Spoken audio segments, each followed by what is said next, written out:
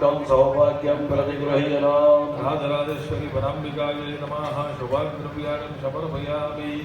ચાવડીઓ પછી જે બેનના લગ્ન થઈ ગયા છે એમણે પીળું સિંદૂર લેવા માતાજીને ચડાવવા અને ચડાવતા જે રહી એ આ રીતે સેલ્ફીમાં પૂરી દેવા.